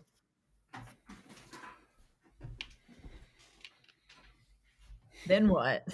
Well, you can get up, you can check what you kicked, you can do I nothing. get Nothing up. else happens. Okay, I get up.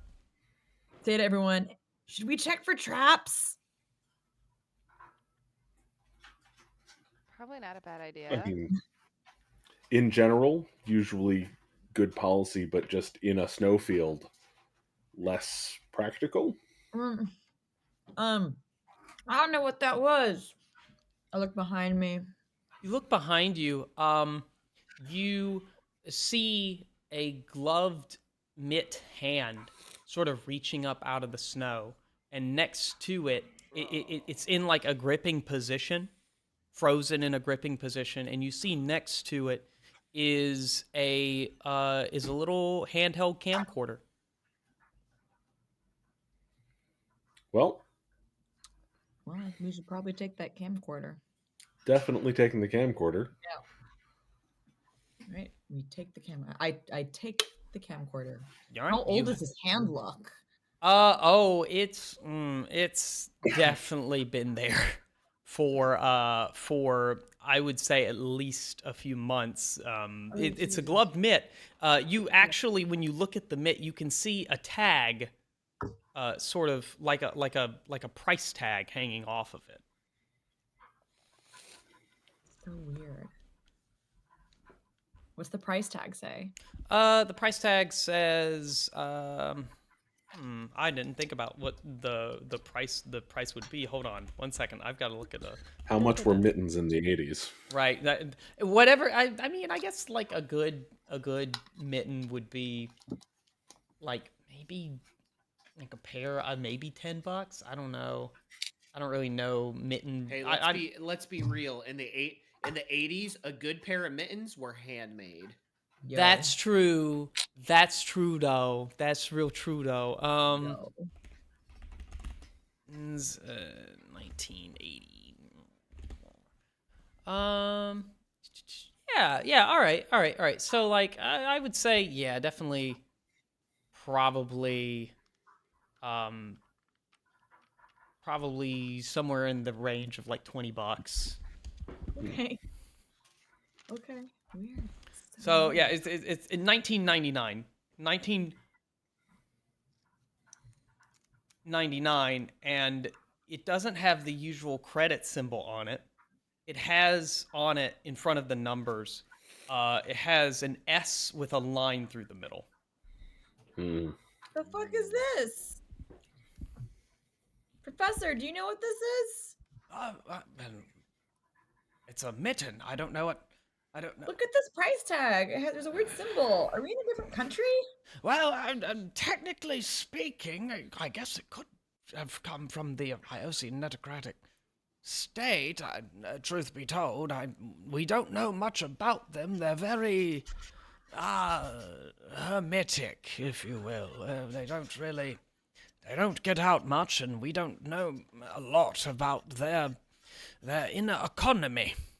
So it could very well belong to them, although how one of their citizens got out here, who knows? Maybe they were trying to escape. Okay. Let's grab this camcorder and go back to the original plan of uncovering the mound. Ah, yes, the camcorder. It's very interesting. You look at the camcorder; it's a little scuffed up. All the buttons seem to be there, though it's powered off at the moment. But you take the camcorder, you put it in your pocket. You go up to one of the mounds, and you start digging through the snow. It takes you a little bit of time, not too long, before, as you're digging through with your hand just sort of bangs off of something metal.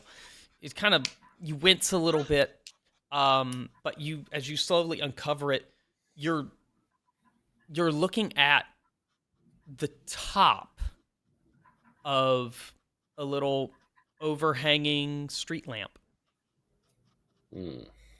with 4 individual break-off floodlights. Huh? The top of a street lamp. With 4. We are very high up in the snow.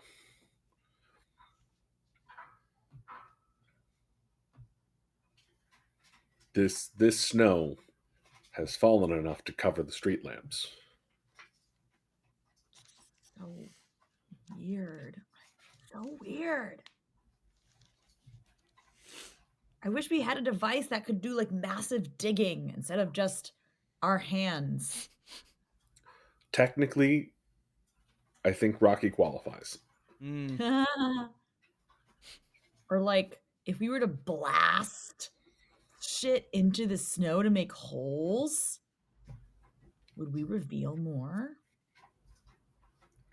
So, question about your imps and their ability to use fire.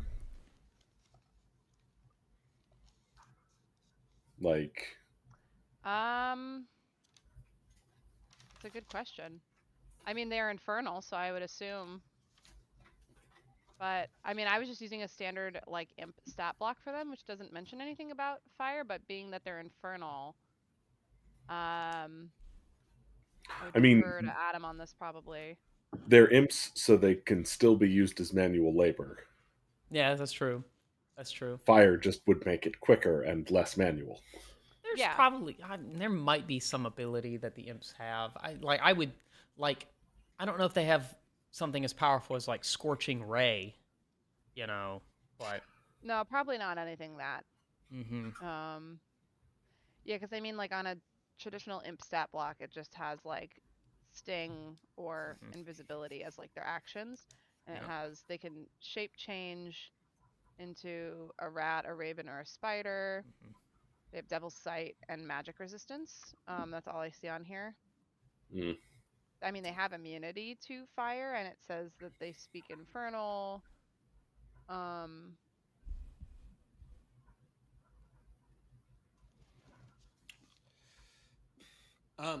Adam, what did you say? The street lamp had 4 what attached to it? What was that again? 4 floodlights. Mm-hmm. Breaking off on it. If you looked straight down, it would look like you're looking at a letter X, right, in a cross.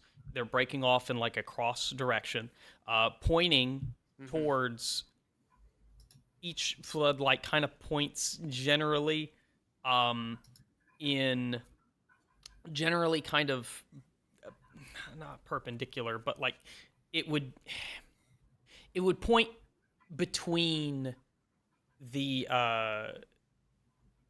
so if instead of a cross where it points to the next mound directly at it, it's sort of turned on 45 degrees to pointing towards like the middle area of where those mounds are. So it would be pointing towards the mound diagonal to it, if that makes sense.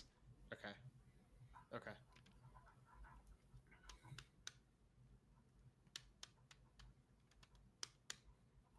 yeah. Yeah, I can't see anything on here. No, I That mean that's fine. We designate for just fire. we had the idea of dig under the snow and find out more, but I mean, I assume that this is a road of some sort based on the streetlights. It could be, well, there would be many roads next to one another, the professor pipes up and says, Indeed, we are quite close to the center of this anomaly. Hey, the mounds are in a grid system, right? Well, yes, except for that one huge central mound over there. But and you do look in there; the mounds sort of wrap around this central area. Could this be like? Yeah. Yes, could this Zen. be like a parking lot? My God, Zen, you could have. Well, I believe you might have smashed that thing on the head. Indeed, it very well could be. What? So then, what's the one in the center though? That's. Well, my boy. That's what I'm. We're going. Looks like us. We might have to find out because my meter is pointing directly to it, and as he sort of kicks the snow. Surround An arena. Possibly a store, possibly a mall. Theme But park.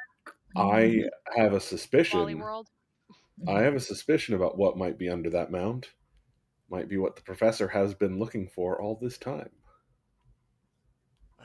Well, one can only hope. We're here to dig, right? Lucky. We are here to dig, except as he kicks the snow off of the rest of the body, which is dressed in very mismatched layers of clothing that almost all of them have price tags attached to them. He says, whatever we're going to, at least this poor fellow seems to be. Oh God! And as he uncovers further, the lower half of this individual's body is just gone, Gone. Yeah. torn away, torn away in like. Not to get too graphic, but it's just gore and blood from like the waist down. Sick. It's like not a clean cut. It's like it's been ripped. Like Mm. it's been something's. Do you want? You can make a nature check. I mean, oh, sure. Sure. Don't know. 7. It doesn't take a rocket science to know that the word chomped would be Chomped. applicable to this to the Sure, sure, state sure. that this wound is to this wound's origin.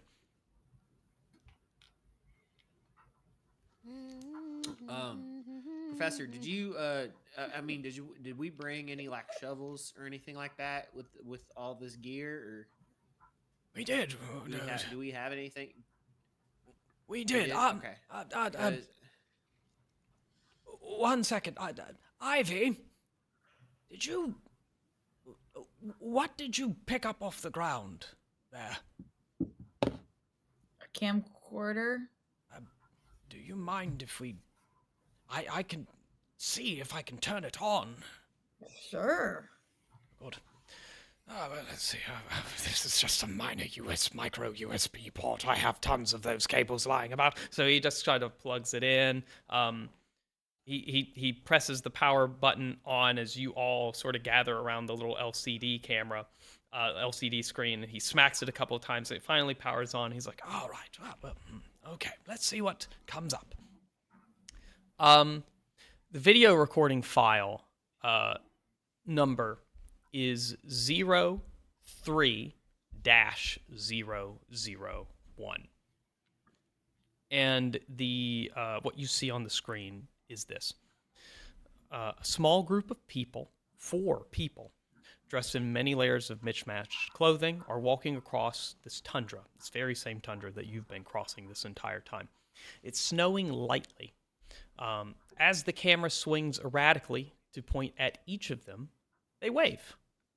These are all human beings that are waving at this camera, from what you can tell. The one holding the camera turns it towards himself, holds it up so that everyone is in view, and screams, "Woo! We're going to make it out, folks. We're going home." And is immediately tackled by some unknown force. The camera tumbles to the ground. No one is in frame. Snow continues to fall, hitting the lens as it points across the vast, barren tundra.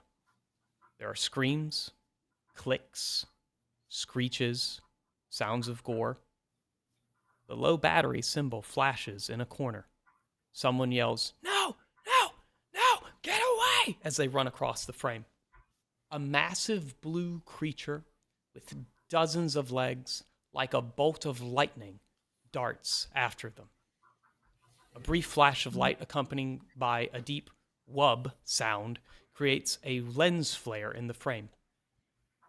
The screaming stops. The snow piling up on the lens now obscures the bottom half of the frame entirely. Regularly breaking the silence are wet, crunchy chewing sounds. The low battery symbol flashes faster. The snow piles up on the lens. The recording ends. End of card. Not too many legs. Not that. And I think we're going to end on that for this session. That sounds right. Yeah, it does. All right. Well, thank you all for this session as we finally get into the meat of what our crew has voyaged out for. Well, something certainly was getting into the meat. Oh, that's super true. That is super true. You may discover what that was. We'll figure it out. But y'all all have a wonderful night, a wonderful Wednesday, And we'll see you next week. How about that? Take it easy. We'll see you on the grid. Bye-bye. Later.